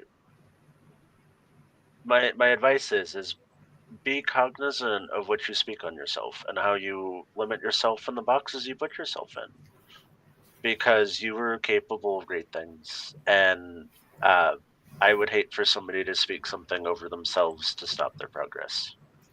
Yep. Agree. Absolutely. So our words, they manifest to what we call the greater consciousness. I have a great And story. for people to understand what the greater consciousness is, some people call it the odic force. Okay, that is the magnetic field around Earth. Mm-hmm. And when we speak ill or with good intent, our words manifest. Mm-hmm. That is why, like when Nico was saying, "Oh, I feel sick. I'm tired. Oh, I wish this day would hurry up." It goes out to the greater consciousness and it changes our pattern of our life. It's like doing a spell. I'm going to give you an example. I wanted a charger really bad. And guess what happened? We was in a ritual. Somebody said, hey, write on this piece of paper, go up to the cauldron, throw it in. I wanted that charger. You know what I'm saying? I wanted that charger bad. Guess what? I got the charger. But Mm-hmm. you know what I had to sacrifice to get that charger? My truck. Because it wasn't even a week later, I was in a car accident. My front end was tore off my truck. I'm without a truck. Guess what? Here comes this white, beautiful charger, all chromed out, looking beautiful. Well, I got the charger, but guess what? It was worthless in the wintertime. I was better off with the truck. So Yeah. be careful what you wish for and how you address life and people. Yeah. I have another version of that too. So my biological mother is also a witch, and life was being hard to her, and she kept saying, "I need a break." She kept telling her spirit guides, "I need a break. I'm done. I'm sick of this. I need a break." She tripped in the grocery store over the mat in the entrance, broke her kneecap, and was in a wheelchair for 6 months. Oh Her business no! stopped. She wasn't allowed to work. Like, her whole life flipped upside down. She got the break she asked for. Yeah. It's And terrible. like it and that's when we had that same conversation about words having power. And I talked to her about that, and she's like, I kept telling them, "I want a break. I want a break." And I was like, "You have to be careful about how you say these things, Mhm. because like the spirits not only are listening, but uh, their concept of something may be very different in how you get that." Yes. Yeah. Yeah. And you was talking about all this stuff and then manifesting these things in. You Mhm. know, it's funny because, like I said, a few years back, the wife and I started talking about, or was trying to, start walking down this path and manifesting things into our life. And it's pretty crazy, like you said, because first you got to be literal. Mhm. You better be literal. You better know Mhm. exactly what it is. Mm-hmm. Picture it in your mind what it is that you want. You got to pick. You got to imagine yourself already having this thing, Yep, whatever it you is. already have it. Yeah, it's It's already done. it's already a part of you. And so we used to have a lot of chickens. We got rid of them because we're selling the house, and it's just a lot to have to move 40 something chickens. But chicken doors, those automatic chicken doors, those things are $200 a piece. Mhm. And we had already purchased. No, my wife got one from her for Christmas from her daughter, and so she was starting to manifest another one because we had two chicken coops. And we used to have a $5 store down the road. It's no longer here, but we went to that $5 store one Saturday, and lo and behold, the first bin she went into, a brand spanking new $200 chicken door we bought for $5. And but it shows that anything that you ask for, there isn't any limits. You just have to Mhm. understand that, be concise with what it is that you're asking for, because Yes. like you were saying before, you can do the same thing to yourself. I'm broke, I'm poor, I have no money, I have poor health, and what's going to happen to you? You're putting those things on there. Yeah. And we go back to scientific studies that have been shown where, have you ever seen the snowflake Yep. uh, Stuff like in things? the rice experiment. And the The Rice rice experiments, experiment. you could have anybody could do the Rice experiment. Mhm. You boil rice, you put them in two different containers. One you speak good things to, one you speak bad things to. The one you speak bad things to, that thing will turn black and moldy and nasty within just no time. The other one will stay pure white. Yeah. You can Um, do it with plants too. I've seen yeah, that was a really cool one. The guy yeah, did it with a greenhouse, yeah, and then experimented with different types of music. yes. And apparently, plants respond very well to metal, which was Hey, very funny. I like metal. That's my favorite music. So, Mhm. Yeah. People don't realize how our words play a significant part Yeah. right, of, yeah, of how the world interacts with us. I think it would be the proper thing to say. It's not necessarily us interplaying with the world, but how the world interplays with us. Yeah. yes, And people don't get that. there's a two-way street. We got the mundane world and we have the spiritual world. And how we interact within our spiritual world interacts with our mundane world. So we have to choose our words carefully. That's why we're always taught, don't say nothing bad about the dead. Don't speak ill. Another You thing, never know when they're listening. be careful what you say to your brother and sister and your family and your friends and stuff like that. Just because they do something bad doesn't mean that you have to think bad things about them. Yes. Yeah. And also, when it comes to manifestation, from my understanding of a lot of things, having those ill thoughts on someone else can also completely stop a manifestation or severely hinder it. That your mind can't be on any type of negativity towards another person or any other thing, because that can hinder that manifestation of stuff. Yeah. You've got to let those things go. That's hard, but you got to do it. Or you get what we call the evil eye on people, where you speak ill of them with enough intention and they catch the evil eye, which is a form of like a curse, where their life may be poor for a period of time. Right. Yeah. The glare of what am I trying to say? The glare of evil. Evil, jealousy, and malice. It can be a downfall. But our ancestors did that without even second thoughts of it. Well, people do it all the time. All the time. You should watch old ladies play bingo with each other. They're cursing the daylights out of each other. It's the funniest thing to me.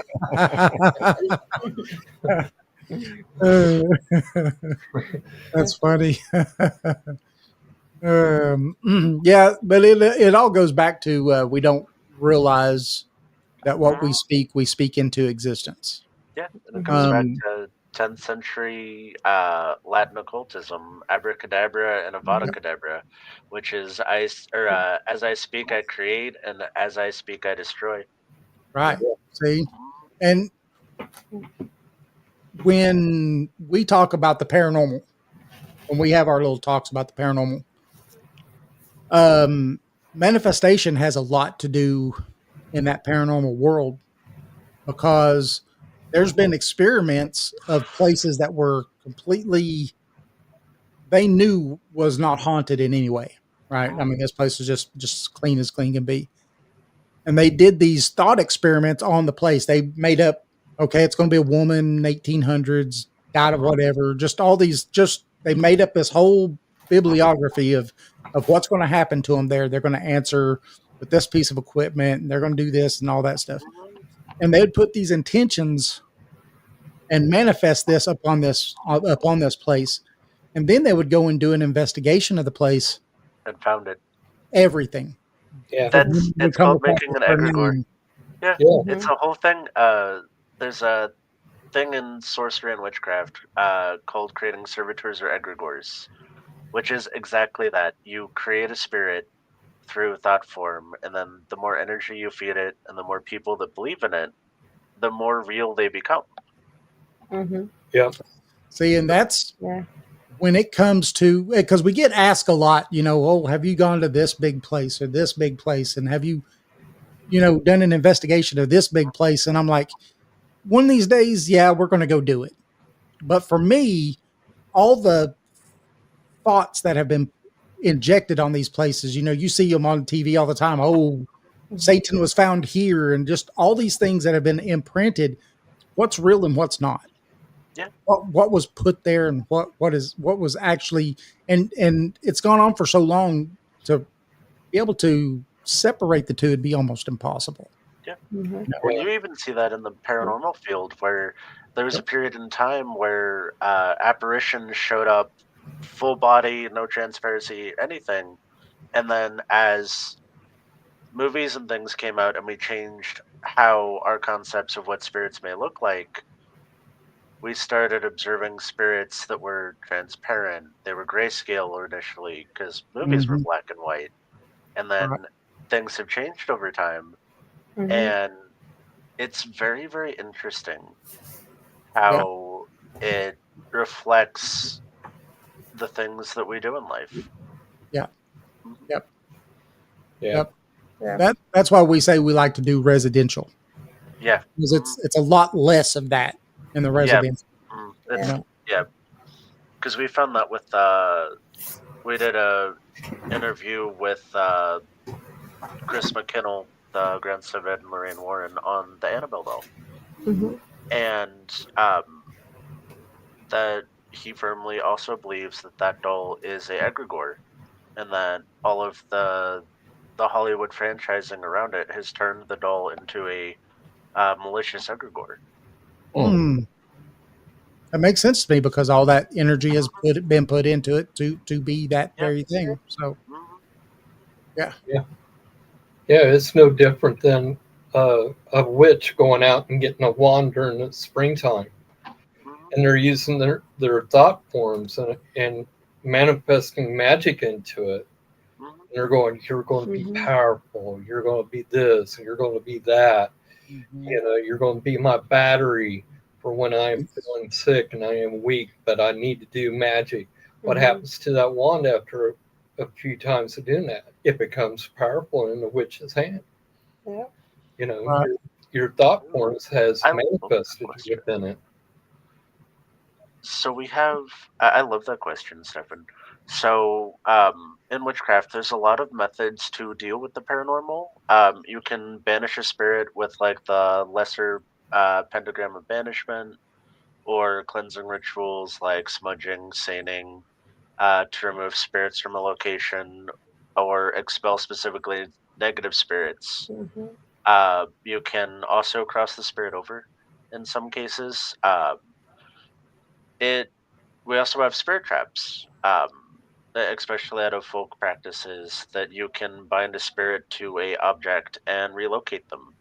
And then when I was doing paranormal investigations, if we had an especially malicious spirit, I would bind the spirit to an object, and then I would go take that to the liminal space, which was the Crossroads, and I would hand that spirit over to the guardian of the Crossroads to take them away from where human interaction could be had, so that they could no longer harm other people. Yeah. Wow. Do you guys realize that the Christmas bulbs on a Christmas tree used to be called witches' balls? And the No. witch's ball would capture a spirit that would come into your house and Well, would be bound to it. when you guys probably know, being in the South, bottle trees. That's a spirit trap. It traps the haints in the trees, and then they vaporize in the sunlight. Yeah. Okay. That's a spirit trap. That's interesting. I know. Mhm. Good That- question, Stephen. Yeah. That was good. Yeah. Yeah. So we're about 12 minutes out, and I guess it'd be a good time just to tell everybody, where they can find you, your podcast, and What everything days that y'all you are do, on, books, all whatever. that stuff. Yes. Well, we do have a Facebook group called Within the Cauldron that we do take about anybody. I mean, as long as you're not a bot or a spammer, we do pre-approve We're everybody. crazy. No crazy people. And we do pre-approve your post until we can trust you and everything. It just help keeps the Facebook clean.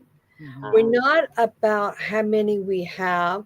I mean, we're at like 2,200, which is fine, So it's not about attendance. It's about those who come in who needs some assistance with the craft or, questions and answers, or just wants to network with us, which is fine. We do have a Discord as well within the Cauldron that we do discussions about once every 2 months. Since we have the podcast now, we kind of limited it. But, we talk about parenting, spirituality, tarot readings, other divination, about anything that you can think of. Along with that, we do have a book club that we host too as well. think the newest thing we have is, of course, the podcast, which will be a year in September. And we didn't really expect to probably be at a year, but we are. We are enjoying ourselves. It's awesome. And of course, it's within the Cauldron too podcast. Like I said earlier, Nico and my daughters have Behind the Witch's Veil.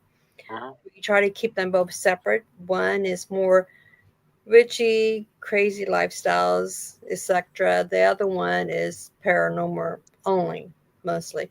Sometimes we do podcasts to both YouTube channels.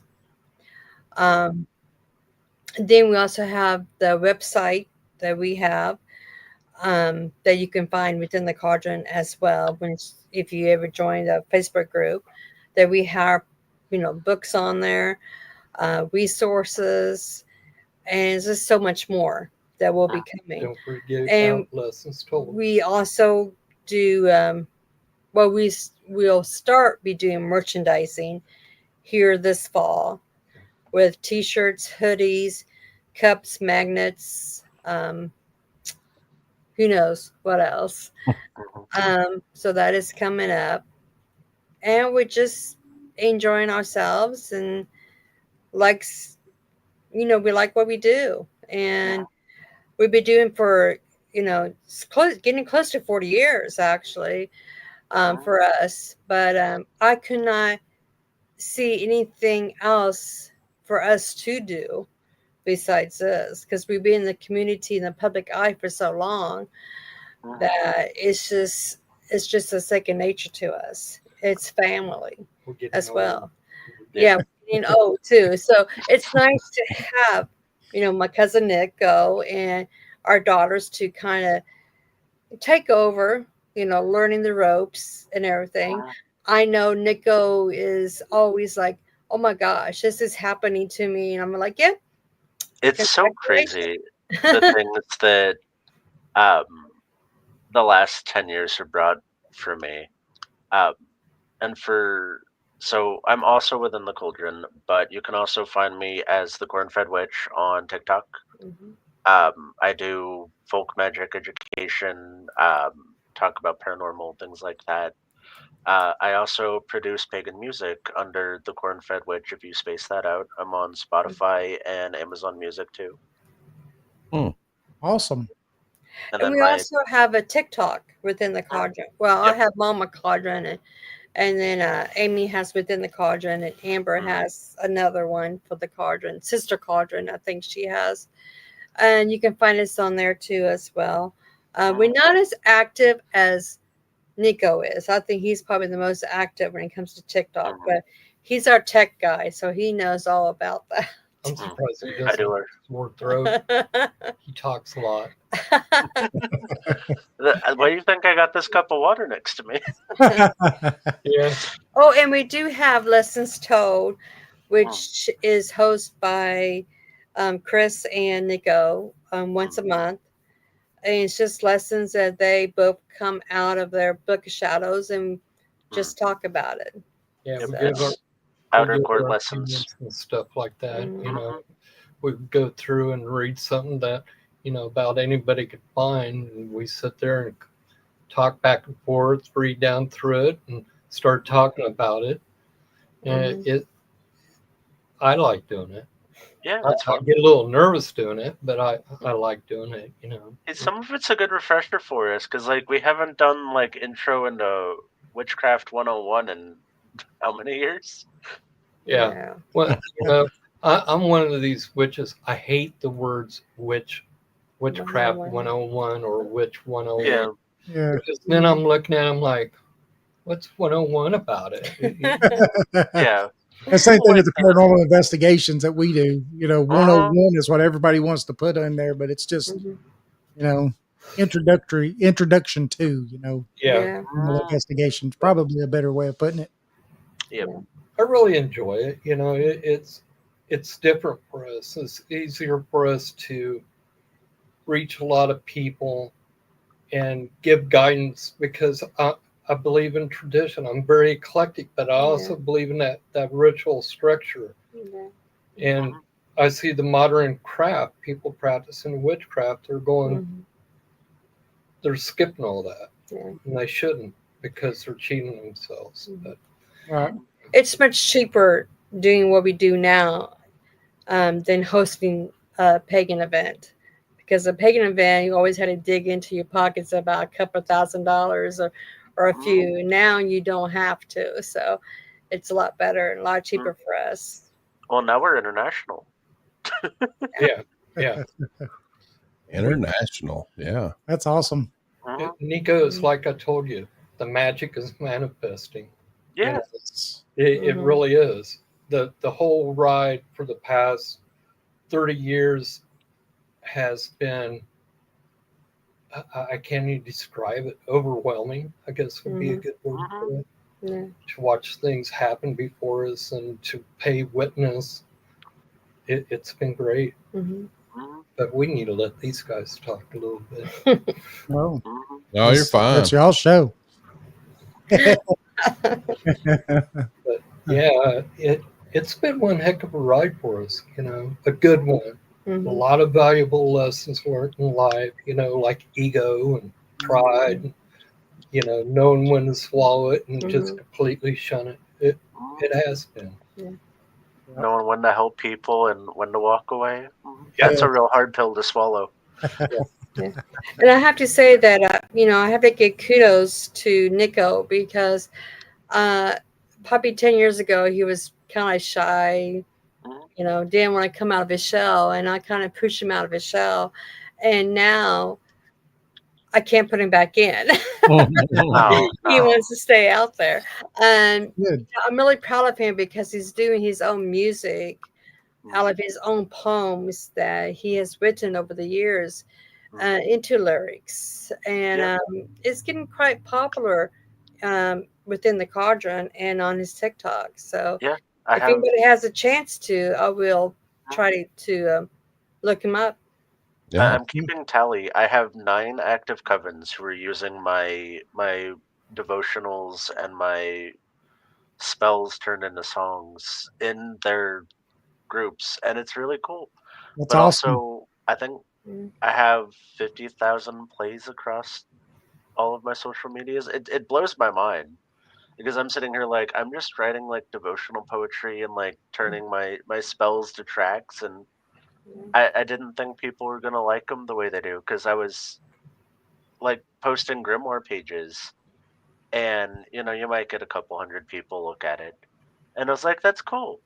And then I put a beat behind it, and I've got one that's it's called "You've Been the Bigger Person for Far Too Long. Put them in the jar where they belong," and it's about binding somebody to a jar when they're a problem, and it has 7,000 views.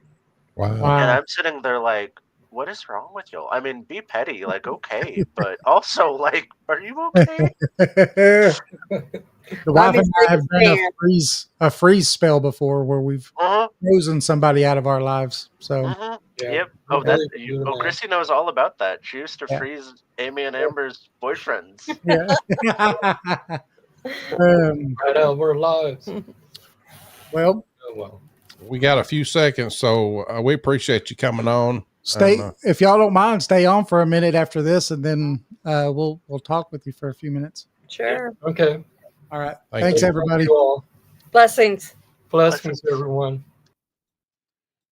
All right. That's a fantastic show. I want to thank everybody for coming in, and definitely our guests. That was action. I mean, just tons of information. Yep. Tons of it. Thank you, guys. Thanks, everybody. Remember, we'll be back Thursday. Have you ever wondered what lurks in the shadows? What secret?